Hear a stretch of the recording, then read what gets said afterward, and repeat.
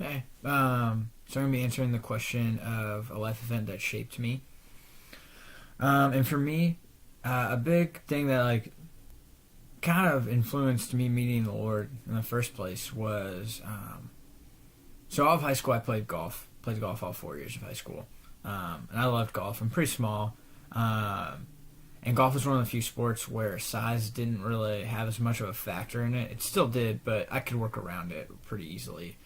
Um, and I was never very cool in high school. I was pretty awkward, pretty quiet.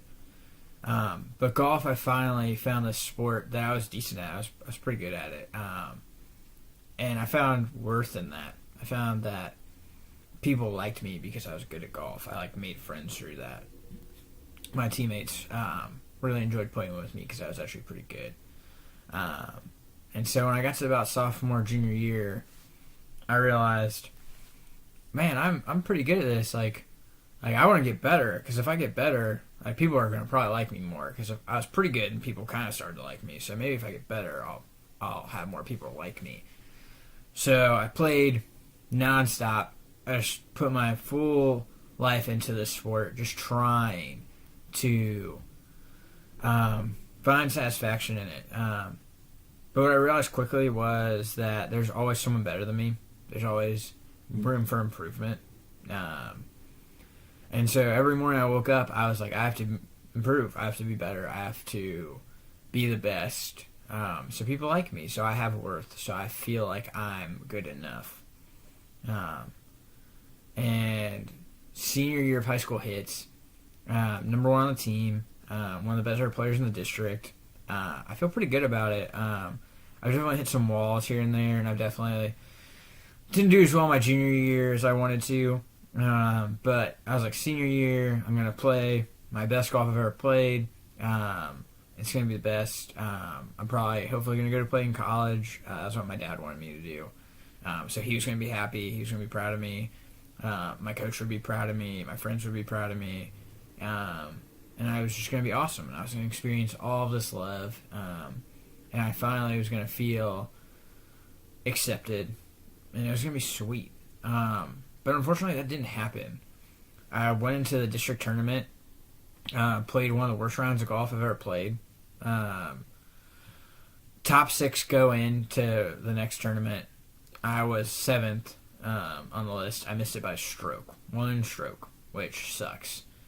And I remember I was just sitting in the cart with my coach, just crying. And he was just like, honestly, that shouldn't have happened. He's like, like, you are one of the better golfers out here. He's like, it was a fluke. He's like, I have nothing else to tell you. Like, there's a fluke. And I sat there in that golf cart, and I realized it was gone. Everything I had worked for 4 years, gone in 10 seconds. Like, it was one of the craziest feelings I've ever had. But it made me realize something. It made me realize that there are things in this world that aren't eternal, that aren't everlasting.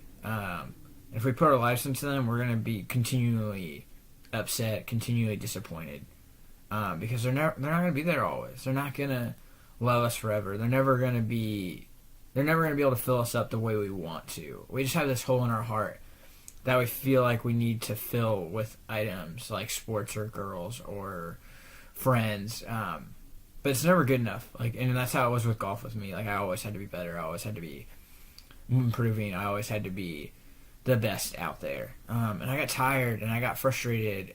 But I worked endlessly for that. And then at the end of the tournament, it was gone.